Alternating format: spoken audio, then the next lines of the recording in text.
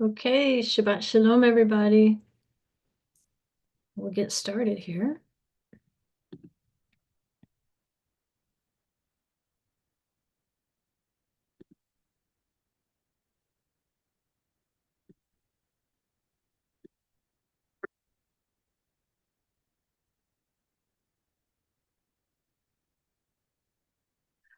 All right, so if you've read the newsletter this week, you already know what the topic is. It's the bounty on your head.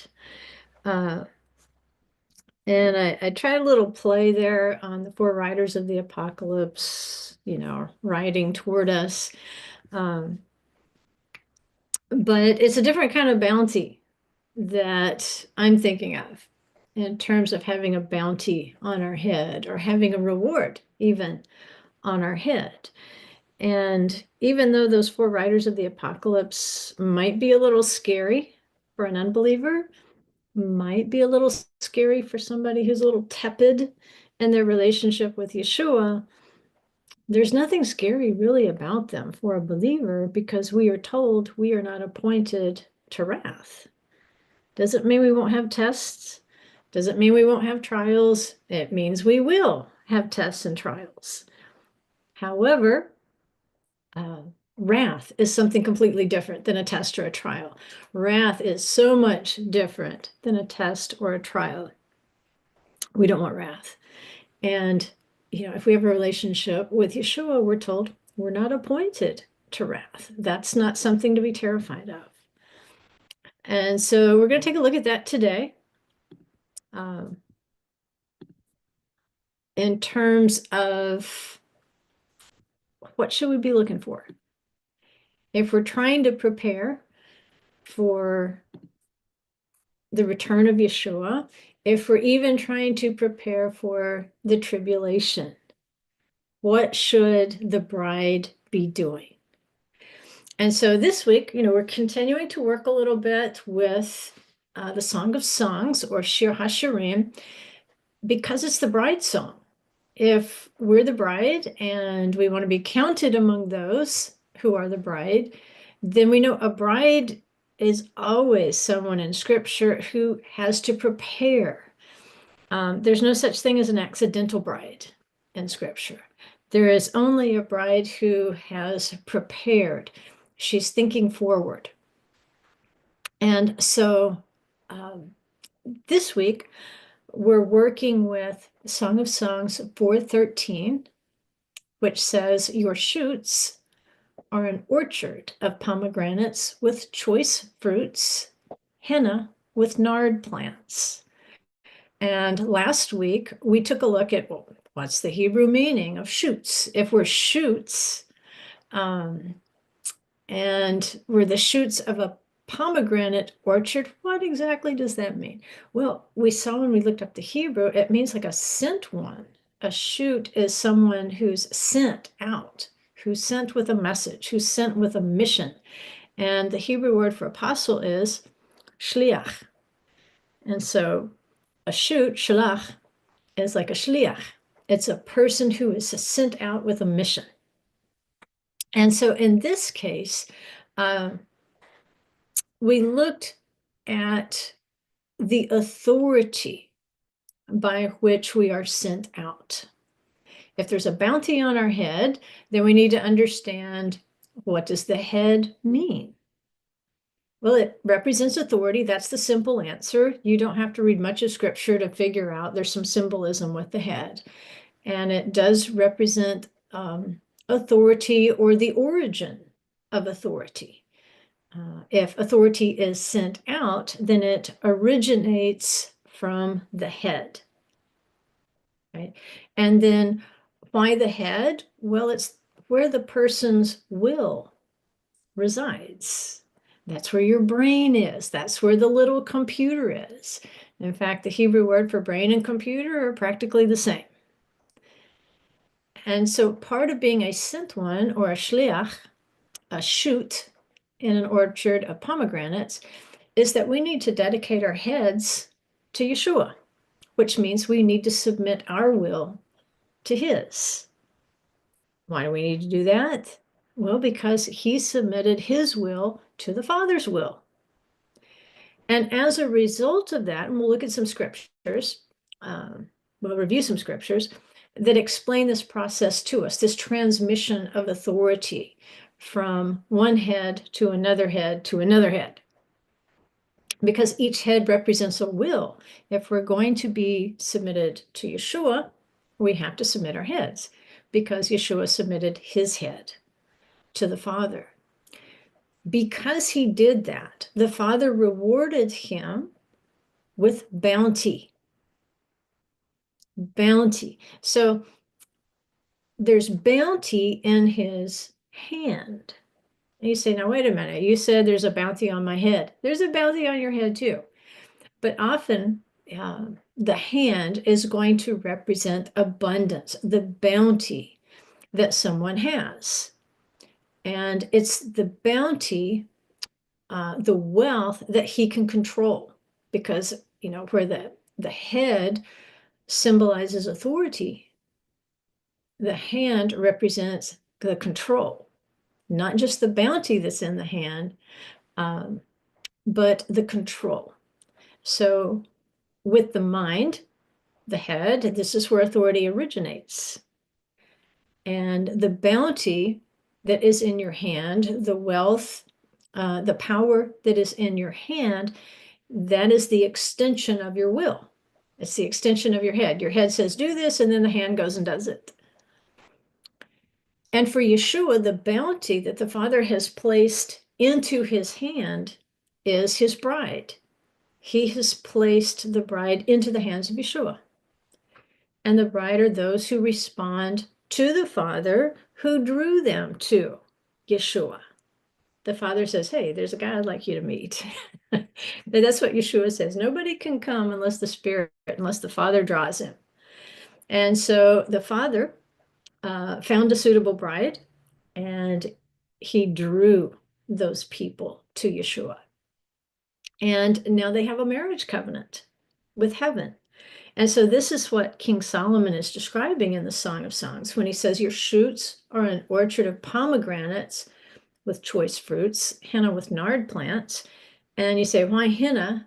Henna, if you know a little bit about Middle Eastern culture, henna artwork is often drawn on a bride in preparation for some aspect, some stage of the ceremony. There's betrothal type ceremonies, don't necessarily have the consummation of the marriage at that point.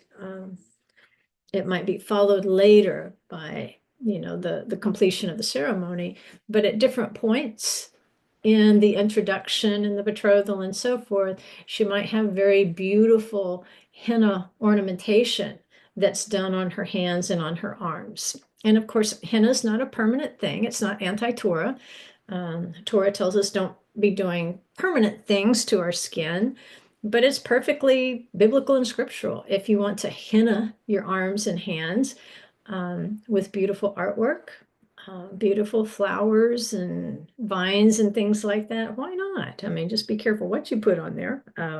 As with any sort of artwork or doodling, make sure it is something beautiful and attractive, but it'll wash off. All right, give it a day or two and the henna will wash off. But it's noted because it's one way that the bride beautifies herself for a visit with the bridegroom.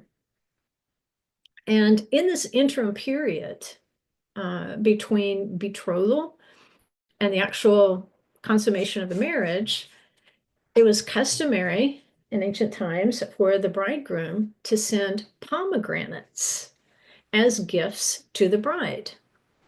And these pomegranates were a gift. It wasn't drudgery. It wasn't a heavy yoke that nobody could bear. His commandments are not a horrible thing, but the pomegranates were to cheer her, to give her hope, to reward her for waiting, to encourage her in this waiting period, to bring her joy in this waiting period. And of course, the pips, those little seeds inside the pomegranates, those are called pips. And they represent the commandments themselves, the mitzvot themselves. There's thought to be around the number of 613 individual pips in a pomegranate. And so symbolically, they represent the 613 mitzvot of the Torah. And so each little pip is like a commandment.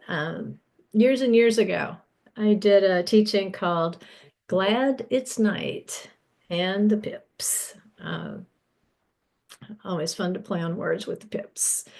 But that is interim period between betrothal and then this actual concluding ceremony and the consummation of the marriage, these gifts that the bridegroom would send to the bride to encourage her. In this case, the symbolism is that the pomegranates are something that she can wear. You say, who wears fruit? Well, it's what they symbolize. Remember that the pips represent the commandments. And so we put on the righteous robes of Yeshua. That's what it's saying. He's saying, I'm giving you these things to cover and beautify yourself until we come together again. And so in this way, by sending her pomegranates, it's a way for the bride to learn about the nature of her groom. She gets to learn more about him until they physically dwell together.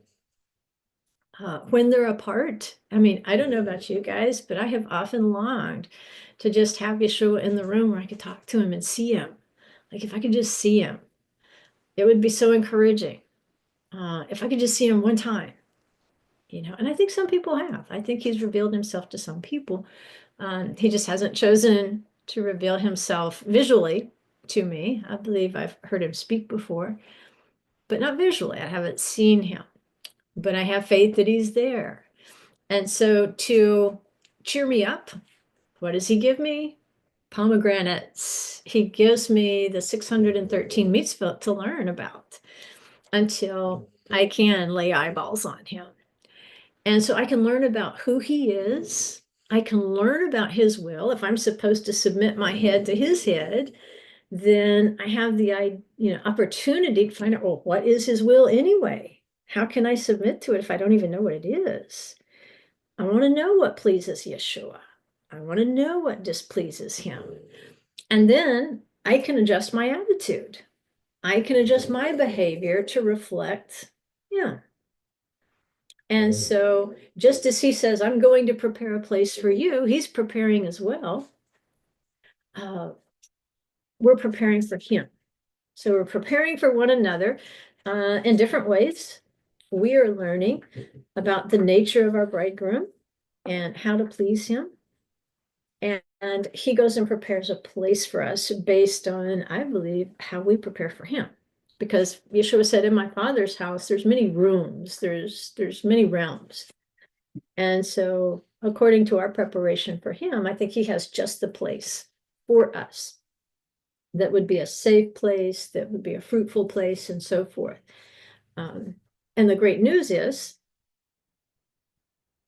because these commandments are actually from the will of the Father, which were passed on to Yeshua, that as we're learning the bridegroom's likes and dislikes, his approvals and disapprovals, at the very same time, we're learning what the Father approves of and what he disapproves of.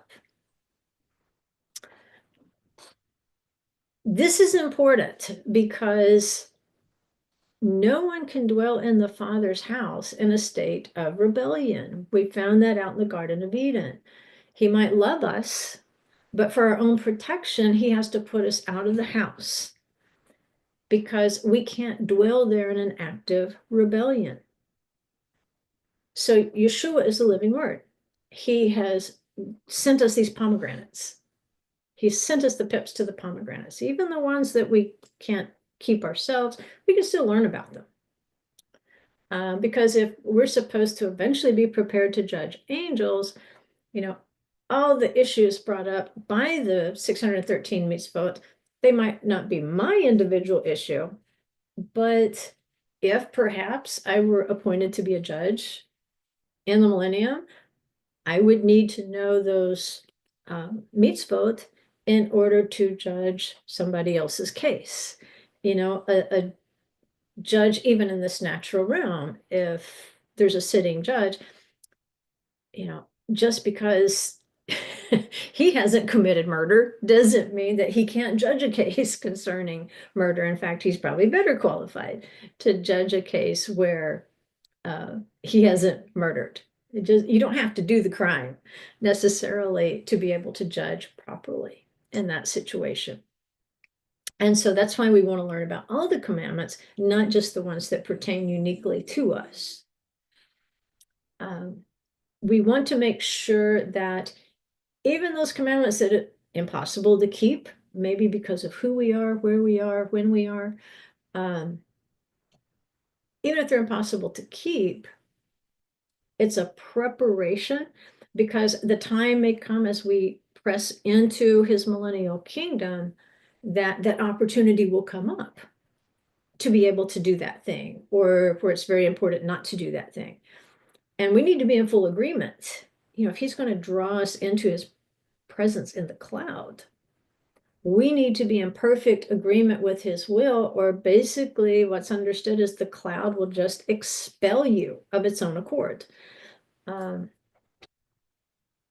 It's not so much punishment as it is consequence. It's just like these two things can't be in the same place. Rebellion and his presence cannot be in the same place. They cannot dwell together. And so learning to walk in his will today gives us that advantage that, as Yeshua returns and draws us into the cloud, that we will have no disagreements. We may not, want to be one of those people. He says, okay, come on into the cloud. It's time now for the consummation of the marriage. I want to dwell with you. I want to be with you forevermore. And we stop right there and say, wait. Yeshua, I have issues with this commandment, this commandment, this commandment. I want to come in that cloud and be with you, but I want to rebel against these three things. In fact, I would prefer that you just change your will to my will, and that you just submit your head to my head. And even though the result would be that neither of our heads would be submitted to the Father, that's really what I prefer. I want to live in your kingdom on my own terms. That's not going to happen. It happens all the time now. We foolishly think we can do that. We foolishly think we can drag our rebellion into his world and force him to accept it because he loves us. Well, he loves you enough to hold you out of there until your will changes and conforms to his. And we call that repentance. Nobody wants to wait till the last minute to do repenting, because I don't know how dangerous that's going to be. So we're walking in the Father's will, which means we're walking in Yeshua's will. He's the living word. And as we're walking and being this orchard of pomegranate shoots, we're building the reputation of the King of Kings. As the bride, we already belong to him. Number one, we're betrothed. If we agree to that marriage covenant, we are betrothed. And now we have to proclaim his name on earth by our deeds. And our deeds are his deeds. Because remember, we don't make up our own. We take on the mind of Yeshua. Yeshua took on the mind of the Father. And so our job now is to reintroduce mankind to their Creator. Elohim, he's the lover of their souls because he created their souls. If you've ever created some piece of art, maybe you make jewelry, maybe you paint, maybe you write, maybe, you do beadwork. I don't know what you do that is creative, but think of the most creative thing that you like to do. Maybe you're into carpentry. When you create the most wonderful thing you've ever made by your own hand, you know how proud you are of that thing that you've built, because you took all the skills you had, you took all the creativity you had, and you invested it in that thing. Well, Elohim made us. He's invested in us. He loves us. And what he wants is a relationship with us. And we build that relationship by submitting to him. Because if we will submit to him, then the barriers that he's had to put into place to protect us from his presence, we don't need those barriers anymore because we're in perfect agreement with his will. We're not going to be that person that says, well, I'm totally on board with you, Yeshua, except for, I think I have a list here, maybe these 10 things I don't really want to do in your kingdom. Right? Just like, I want an exemption for these 10 things that I've decided I don't want to do. No, we build the good name by conforming our will. If these are the 10 hardest things, then these are the things I have to work the hardest on. You figure out what the hard things are, and then you just work harder so that those 10 things are not an impediment to dwelling in the presence of the Most High. And so he's used these ancient marriage customs to teach the principles. Because historically, when the couple were betrothed, they were technically married. And a long time might pass. The couple would still live apart. They hadn't consummated the marriage yet. And this is the time when they would exchange gifts. Like the bridegroom would send the pomegranates to encourage her. Well, with Yeshua, he has gone to prepare a place for us, but he left us with his pomegranates. He left us with the word. He left us with the commandments so that we would be fully prepared when he returned to dwell intimately in his presence. There would be no barriers to dwelling with him in the garden. And so in this meantime, the bride is considered already married. She's forbidden to all others. If she were to have a relationship with another man during that interim, it's adultery because she already wears the name of the bridegroom. His reputation is already attached to her. And so another gift that the bridegroom gives the bride is his good name. It brings them into a unity. And so we can see this process that with his pomegranates, Yeshua has set apart the bride from all other nations. If she were to go after other gods, this would represent an adultery for her because she went astray while she was technically married, even though not yet dwelling in his full presence. And it's through keeping these commandments, these pomegranates, that the bride distinguishes herself from all other nations. She might even be in another nation and yet be a nation called Israel. And it's through doing these that she doesn't just build a reputation for herself. In so doing, she's building the reputation of the Creator, part of this process of reintroducing mankind to the one who made them and loves them. Like, you're his creation. He's proud of you. He loves you. He's invested a lot in you as his creation.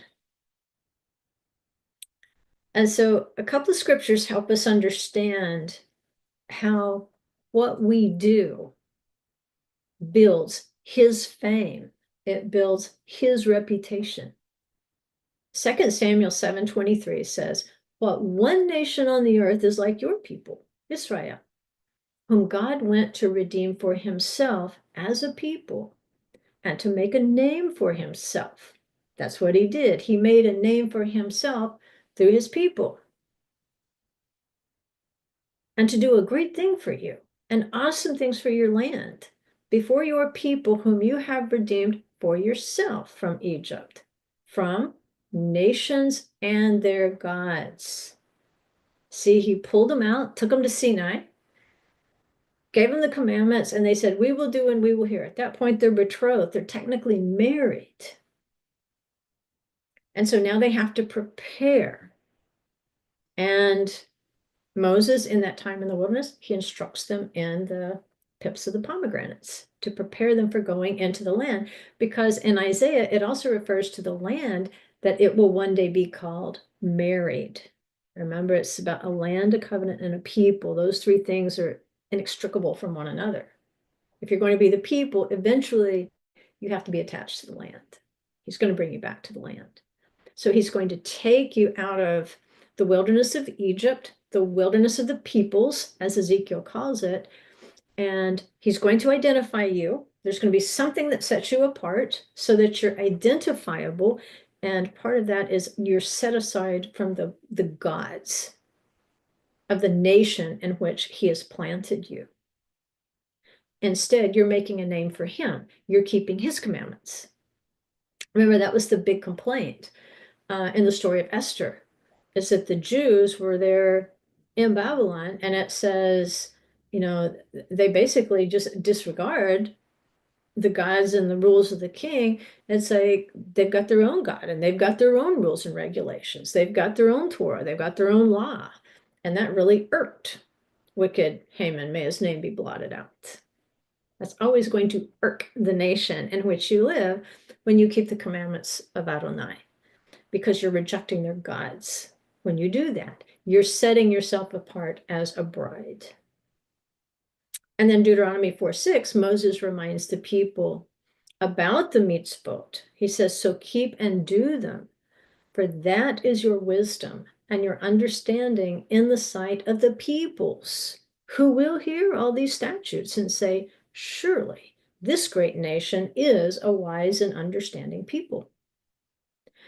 So these mitzvot are to be done in the sight of the peoples. They're not to be hidden. Like Yeshua said, nobody lights a lamp and then puts something over it. When you keep the Torah, you shine. And people are going to notice that you grow in wisdom and understanding. And they're going to hear you give your reasons why you do this, or give your reasons why you don't do that.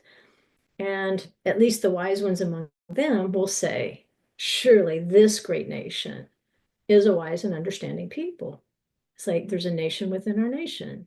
They're set apart. They do the same things. They have one law that governs them. And so his fame grows through us. It's not just to make us famous, it's to make his name famous. So we had the Mishkan, which is the tabernacle in the wilderness, and that gives us a template. It shows us how this famous name gift exchange works between the bride and the bridegroom. And so if you'll remember, the bride in the wilderness, Israel, brought to the bridegroom 13 items as gifts for the building of the Mishkan, for the building of the tabernacle, because once the tabernacle was erected and prepared, then his presence could descend and he could dwell with them. And so in anticipation of that, now she said, we will do and we will hear. Now they're betrothed. They're in that interim period. And so those whose hearts moved them, this bride was in love. Clearly she was in love. And so she sends 13 items for the building of the Mishkan. And those items were gold, silver, copper, turquoise wool, purple wool, scarlet wool, linen, goat hair, red dyed ram skins, tachash skins, which in your Bible it might say porpoise, it might say badger. There's another animal sometimes that it's translated, and some commentaries will say this animal's even extinct. It doesn't even exist anymore, but nobody's 100% sure what a tachash is. But it was kind of a waterproofing leather type covering for the Mishkan. Acacia wood, shoham stones, and stones for the settings of the choshen. There was a precious stone for each of the 12 tribes. You say, now, didn't they bring more stuff than that? Yes, they did, but the list doesn't count things that are depletable. such as olive oil and the spices for ointment, those aren't included in the list of 13 because they were consumables. What's considered the 13 gifts that were reciprocated were the ones that were more permanent, that weren't going to be used up each day. And then what happens, because it's reciprocal, the bridegroom is also going to give gifts. We say the pomegranates, the commandments. He's going to give gifts to the bride. And you'll notice when we read off this list here, the gifts are very similar. It's like the gifts that he gives back to her mirror the gifts she sent to him.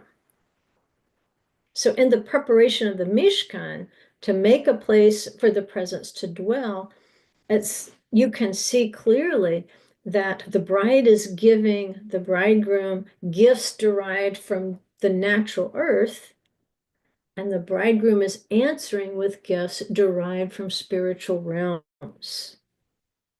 So the list that the bridegroom gave back to her, that's a mirror of what she brought. You find that list in Ezekiel 16, 10 through 14. He says, I also clothed you. He's like, you brought me these coverings for the Mishkan. He says, I also clothed you with embroidered cloth and put sandals of tachash skin on your feet. And I wrapped you with fine linen. I covered you with silk.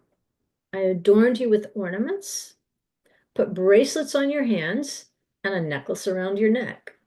I also put a ring in your nostril, earrings in your ears, and a beautiful crown on your head. Thus you were adorned with gold and silver, and your dress was of fine linen, silk, and embroidered cloth. You ate fine flour, honey, and oil. So you were exceedingly beautiful and advanced to royalty.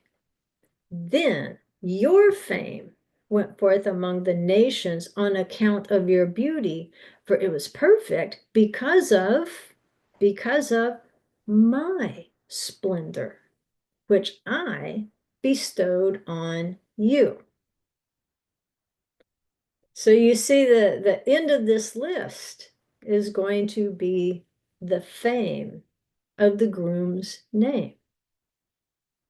So let's just read off a list and very briefly, like we could do a full study on what each of these represent, both physically for the tabernacle and then spiritually. But that's not really the point here. We want to look at this bounty that he's placed on our heads.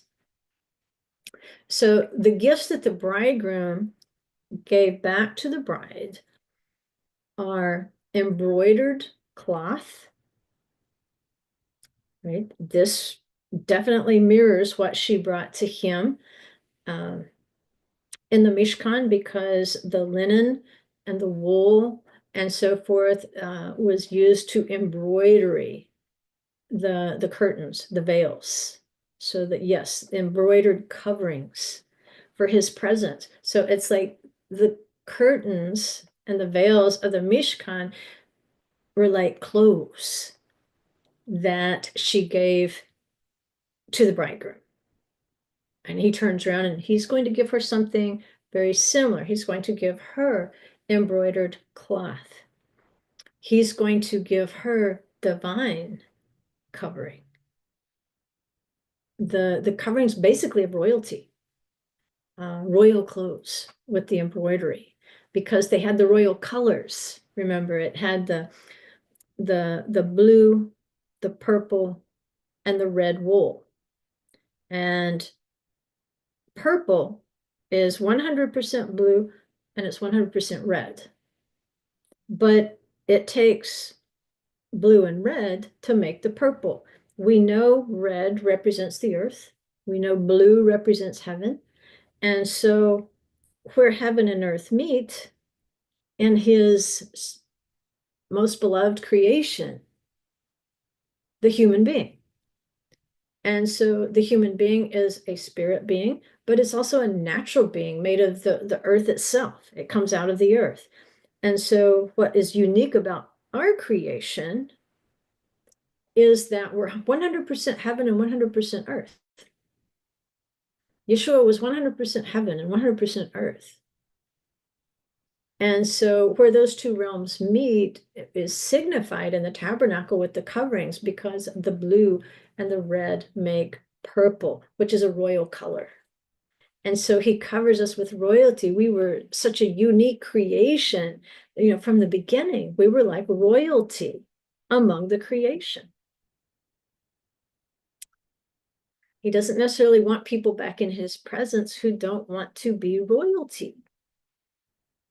He also gives us fine linen, which represents the priesthood,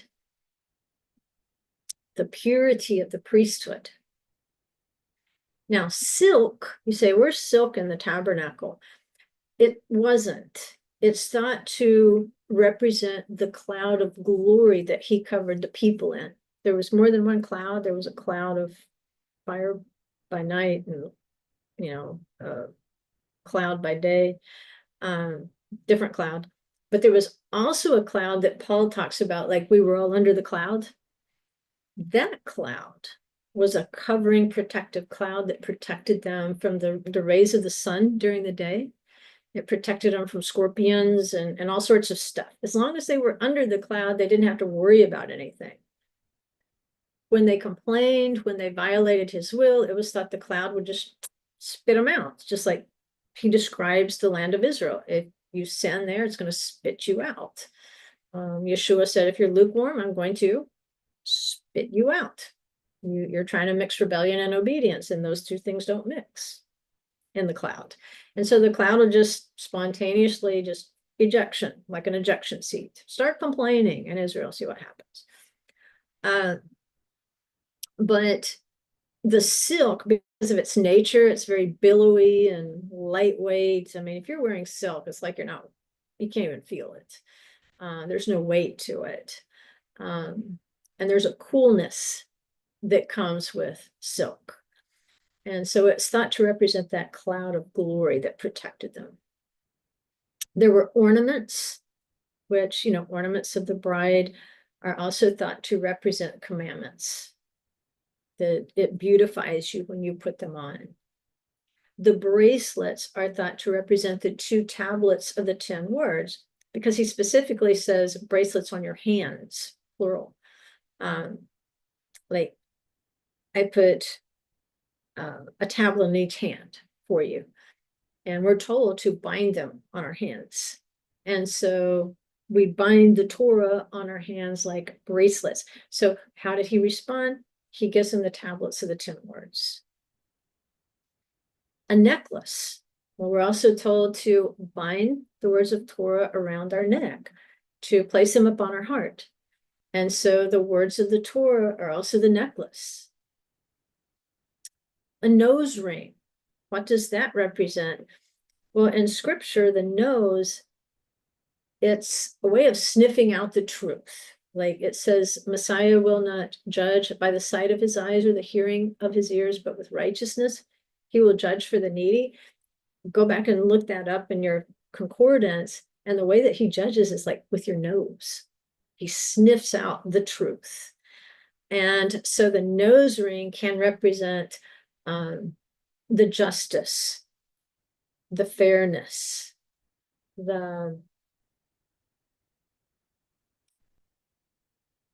how would I put that? I would think just like the essence of truth and justice.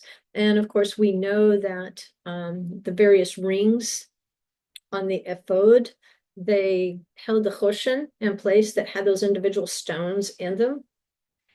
And the choshen had the urim and the tumim stones inside of it in the little pocket.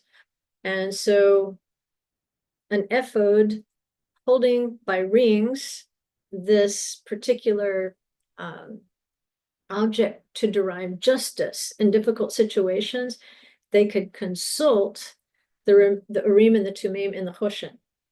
and perfect justice could be rendered. Earrings. Well, we're told Shema Yisrael, Adonai Eloheinu, Adonai Echad. And so we have to hear his commandments. We have to Shema. And so the earrings is hearing his commandments. The crown of beauty. Well, we've studied how at Mount Sinai they were given crowns when they said, we will do and we will hear. Were they physical crowns or just spiritual crowns? I don't know. Wasn't there. Couldn't see them. But we know that ultimately, in the time to come, the divine presence itself will be a crown of beauty for the bride. And that's found in Isaiah 60, verse 19. Gold represents the purity of the Torah. Silver represents redemption. And then he says, I'm going to give you fame. Fame. And it's not just our fame, it's the fame of his name, because he says, it's perfect. Your fame went forth among the nations on account of your beauty. All of these things, these spiritual gifts he gives us of his word, the beautification of his word, he said, it's going to make your beauty perfect because it's my splendor which I bestowed on you. I don't know why people are bad-mouthing the commandments when he's bestowing splendor on us to wear. You put on his commandment and you're not putting on this horrible yoke. You're not putting on curses. You're putting on his splendor. And he says, it'll make your beauty perfect because it's derived from him. It's derived from the bridegroom.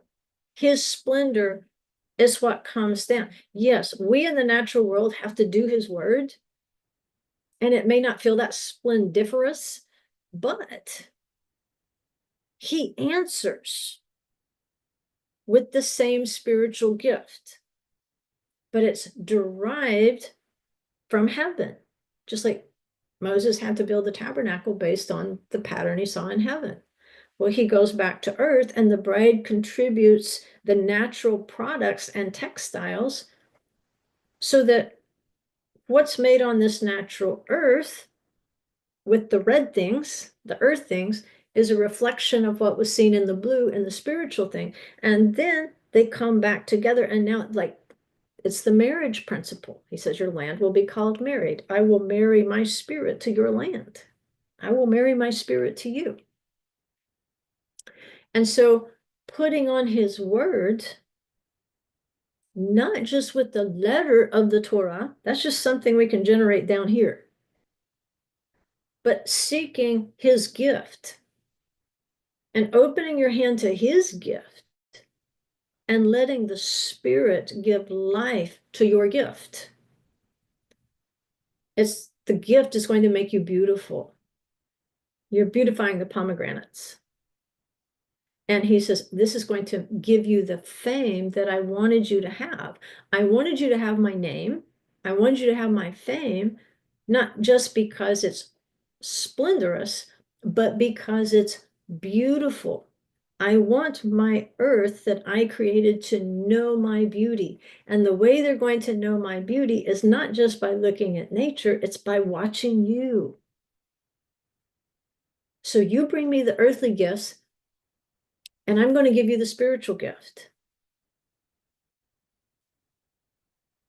And there's a principle there where whatever the bride gave to the groom, the understanding was he would double it.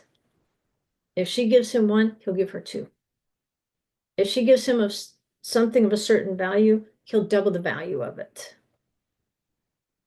And one of the places they look in scripture that bears out this principle of whatever the bride gives, that the bridegroom doubles the value, it's found in 1 Kings chapter 10. If you wanted a place to start, you could go to verse 10. But remember, the Queen of Sheba comes, and she brings Melech Shlomo this huge quantity of spices. The idea there is what she brought, even though it was huge, Just like the gifts of the tabernacle, finally Moses had to say, okay, bride, quit bringing so many gifts. We've got way more than we can use here. The Queen of Sheba brought such a quantity of spices, but the thing is, they could be measured because they were earthly spices. They were natural resources. It was earthly riches. But when King Solomon gave gifts back to her, the text does not tell us what the measure was. It's only described as royal bounty. Royal bounty. These are thought to represent the spiritual gifts of the bridegroom. And so remember, what's in your hand is what you control. And it's also what represents your bounty or your wealth. And the word in Hebrew for bounty is kayad. Kayad, like the hand. You hear the word hand in there even. So it was the practice of the bridegroom to double the bride's dowry. So if she brings 13 gifts to the Mishkan, then he gives her 26. And you say, is there any place in scripture that shows that? Well, I would say, a spiritual gift would be double the value, but there'll be more to come on that, trust me. We're going to show how he does give more. But we can even see it in a negative principle. Isaiah 40, 1 through 2. It says, comfort, oh, comfort my people, says your God. Speak kindly to Jerusalem and call out to her that her warfare has ended, that her iniquity has been removed, and she has received of the Lord's hand double for all her sins. So if the bride gave the bridegroom sins, well, he's obligated. He's going to double the consequences of those sins. And that is not a double portion gift you want. If you want to get double trouble, sin. If you belong to the bridegroom, if you have made an affirmation of faith in the bridegroom, if you had said, we will do and we will hear, you are my bridegroom and I am your bride, and yet you go out and sin knowing better, he is obliged to give you twice the trouble that you started. You give him a sin, he'll give you double consequences. And so the comfort here is that apparently they have reached a place where she no longer wants to sin and he no longer has to give her double her sins. So even though we've only got 13 good gifts that are listed in Ezekiel, it's thought that those gifts will be doubled in the future. Now, I've taught you in the past, when you see a double in scripture, often that is a marker, a prophetic marker. It means it'll be two separate fulfillments, something fulfilled in two separate time periods. Well, even in that negative example we just read, comfort, oh, comfort my people, you can see there's a double there. Comfort this time, comfort this time. Well, Isaiah's prophesying probably with the first comfort of the return from Babylon. They go into Babylon, 70-year exile. She gets paid back double for her sins. And so there's going to be an end for it. But then he says, oh, comfort. It's like, it's going to happen again. And so she will have to come out of Babylon again, which Revelation tells us, oh, come out of her, my people. She, at this point, we're still receiving double for sins. But there will come a point where his bride will be made evident because she stops sinning.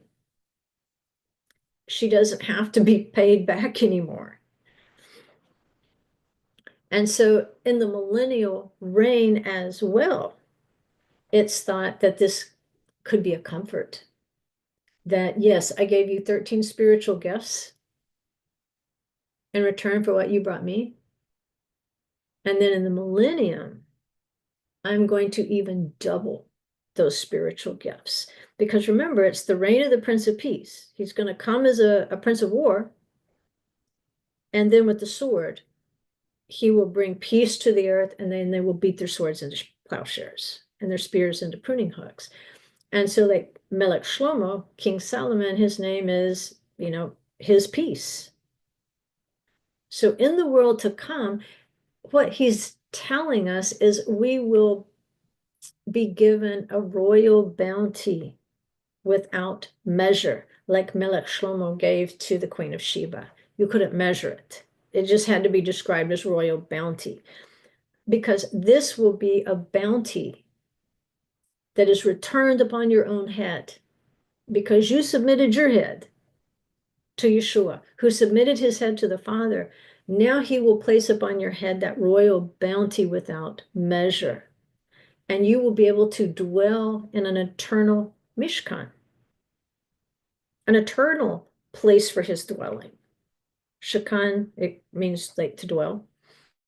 Revelation 3:12 says, the one who overcomes, I will make him a pillar in the temple of my God, and he will not go out from it anymore. And I will write on him the name of my God and the name of the city of my God, the new Jerusalem, which comes down out of heaven from my God, and my new name. So you can see the bride who has worn the fame of his name in preparation is the one who has that name written on her. And it's written on her forehead. It's the beast gets the 666, but the bride, remember what Isaiah said her crown was? It was his divine presence. His divine presence becomes her crown. He says, I'm going to put my name on you. People will know that my presence is with you if you will overcome. And in this case, it's not just a mishkan, a temporary residency. It's the temple. It's the mikdash. Mikdash, it comes from kadash, which means holy, not just dwelling, but a holy dwelling.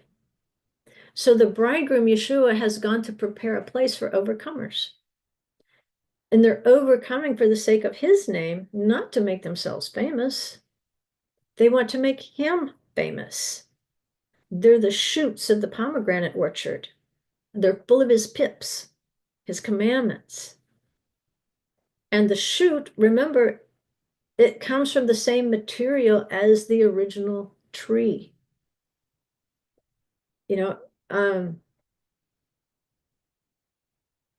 The tree has to produce what the tree is. An apple tree doesn't produce figs. Whatever is shot out of the tree is the same as the tree. Same thing with apostles and messengers, the shliachim. The ones who were sent out from Yeshua reflected Yeshua. He said, I'm the vine, you're the branches. You come out of me. And so when we take his pomegranates and eat those pips, the shoots that come out of us are more pomegranates. We don't make weeds and thistles. If we take in his word, we shouldn't. Instead, we should shoot out more pomegranates and sow more pomegranate seeds into the earth, more obedience into the earth. And so shalach for sent ones or shoots, it can also mean like to shoot an arrow. Well, there's another word that means to shoot an arrow, and it's yara, and that's where we get Torah, to shoot an arrow, to hit the mark. When we hit the mark, we're shooting out pomegranate pips. And so you shoot that pip out there, we're going to get a new pomegranate tree. We're not going to get weeds. And that's why we're going to be famous.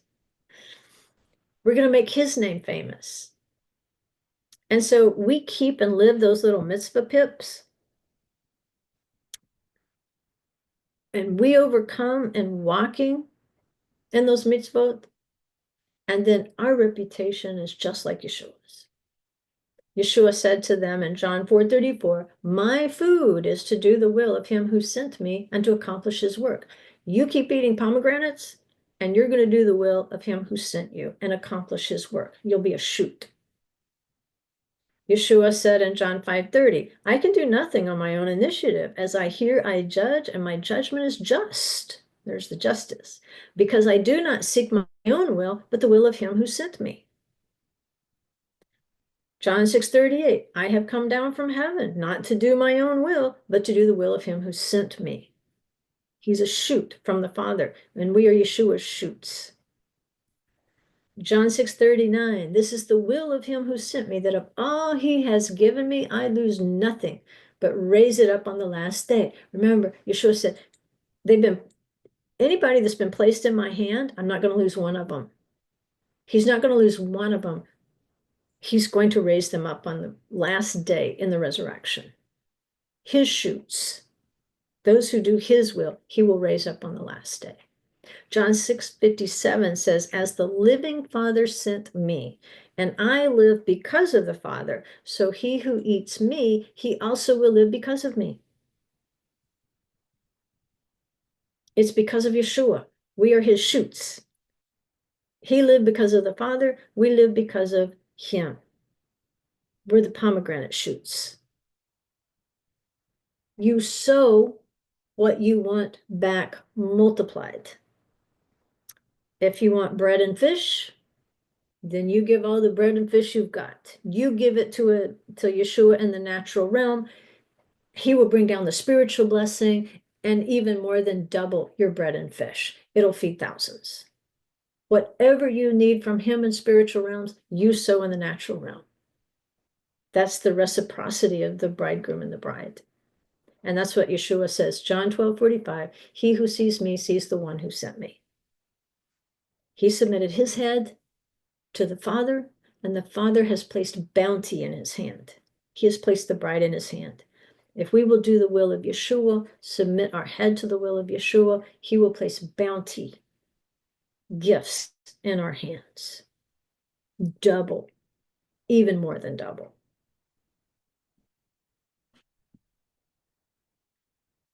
So, because we perform the will of the bridegroom,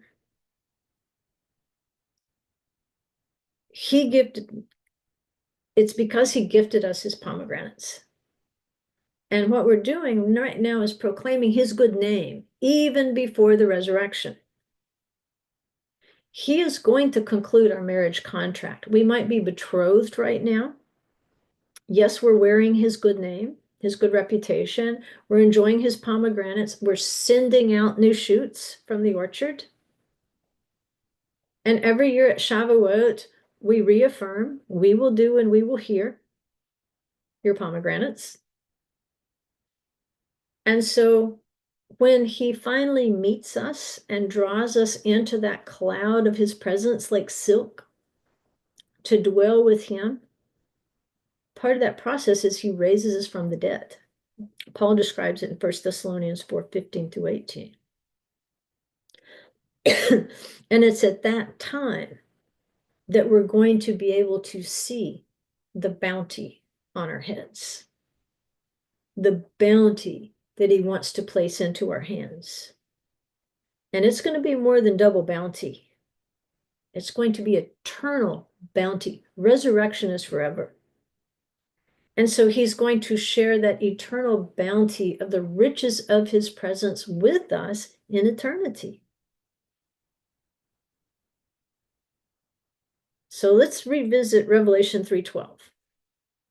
He says, the one who overcomes, I will make him a pillar in the temple of my God, and he will not go out from it anymore. And I will write on him the name of my God and the name of the city of my God, the new Jerusalem, which comes down out of heaven from my God, and my new name. So again, how's that better than a Mishkan in the wilderness? The Mishkan was a movable tent for his presence on earth.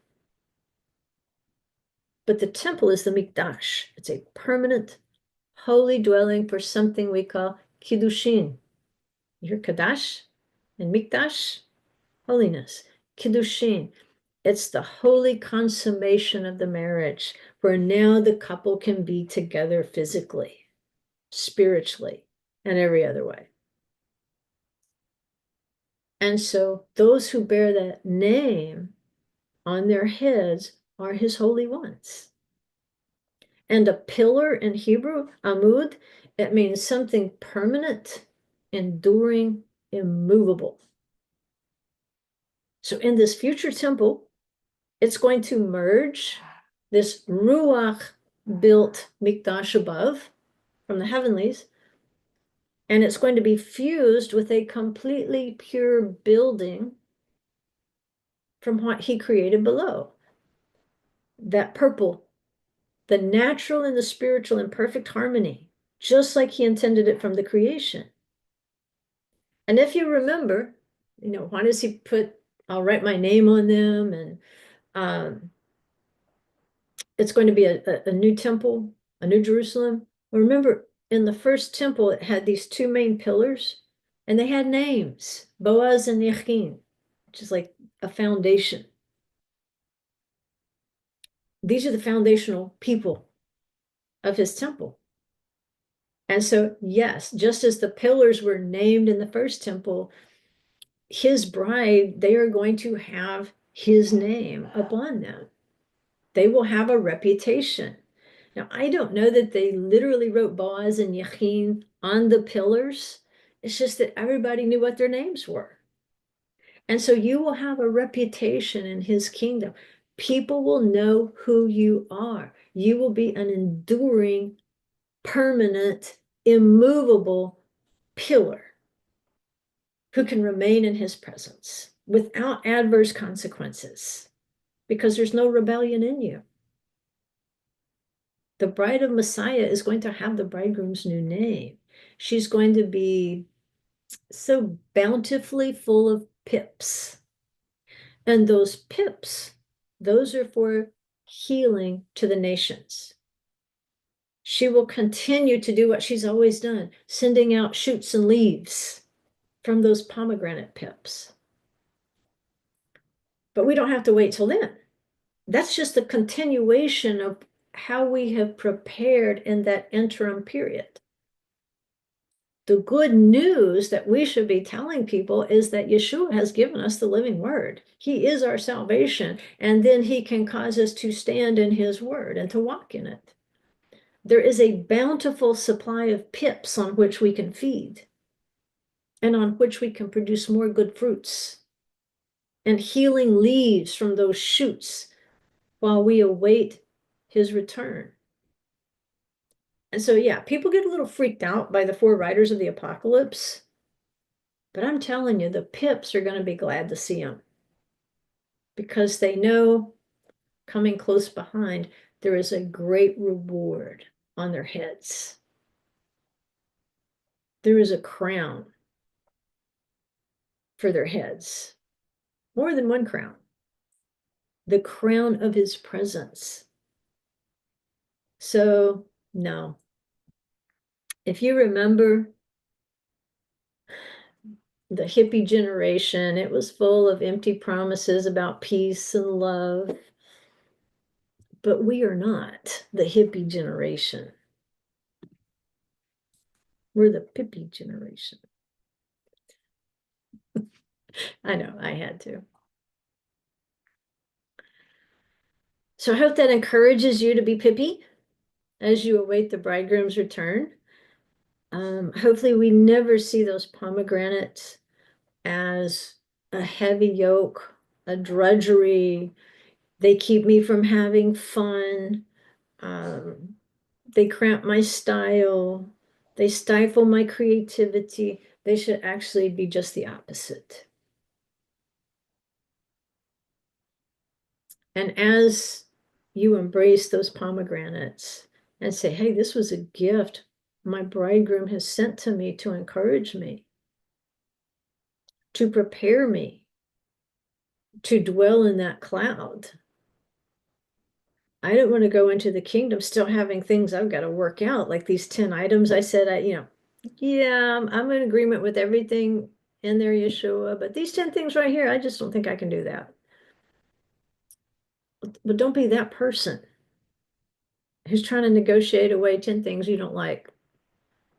about his pomegranates. Something I learned a few weeks ago when Simi came and did the conference is that if you eat the things you don't like, often what your gut will do is it will adjust to the things you're eating. And it's weird. All of a sudden you'll develop a taste for them. I don't know if that would work with Brussels sprouts, and I'm not willing to try with Brussels sprouts because I don't think it's a pomegranate. But that's interesting concerning the commandments. There might be certain commandments I just don't, they don't do anything for me.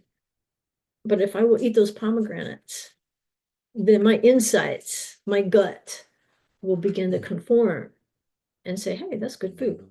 That's good food. Let's develop a taste for it. And then all of a sudden, your taste starts to transform, just like when you were a kid. You probably didn't like the same stuff that you like today. I mean, if you still have the same appetite or taste for food at the age of 50 that you had at the age of 5, I'm concerned. Because typically our tastes change.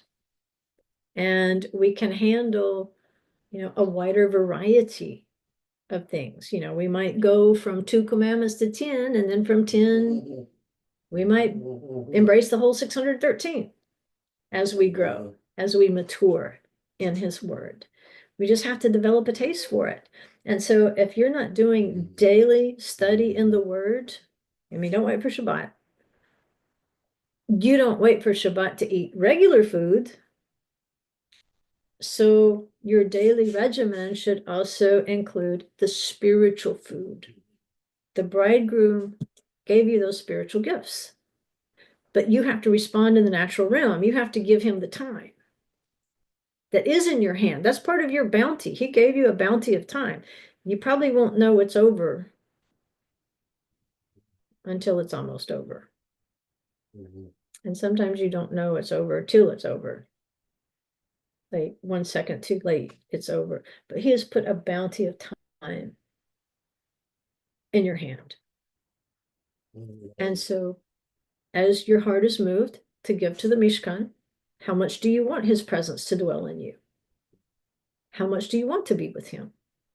How much do you want to prepare to live in that cloud? To that extent, develop a taste for his word, because there's so much bounty coming from his hand to be placed onto your head. The riches of his kingdom. There is a reward on your head, and that's the reward of his divine presence. What, baby? I know, but it isn't supper time. I know I'm talking about food. We'll work on that later, okay? No, you're still at least another hour away from supper. I don't know how they know I was talking about food.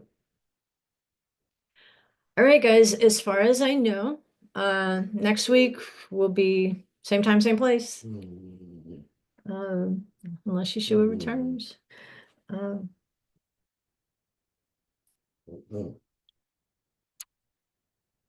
And so just encourage you, let's see if there's something on the calendar.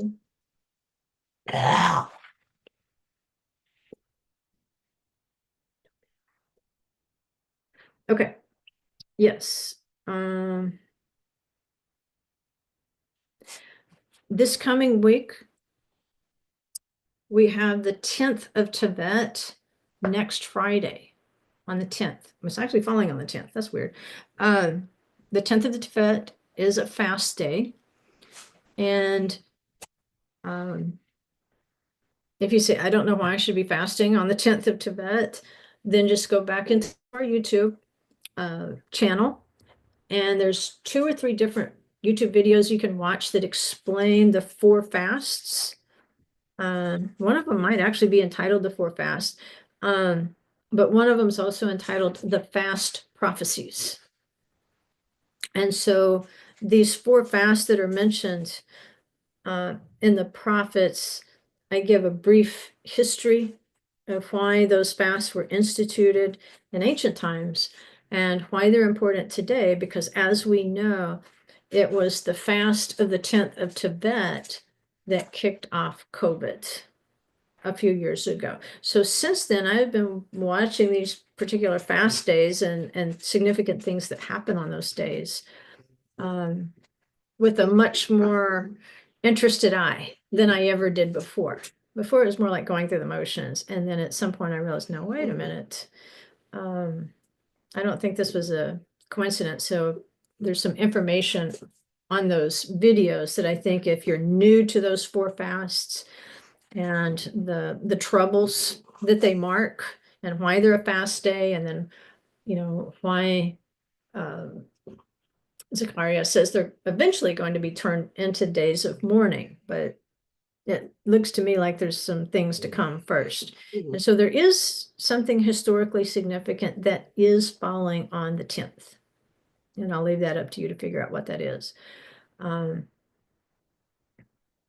But it's a sun up to sundown fast. You don't have to do the 24-hour fast. But I would encourage you to engage it if you can, if you're physically able to engage it. If you're not physically able, then fast something, fast at least one meal, don't harm yourself. But there's typically something you can fast, even if it's just a dessert or a bread or something that you enjoy. Don't hurt yourself. But if you can physically do it on that day, don't just fast, pray. There's lots of dark forces at work in the world.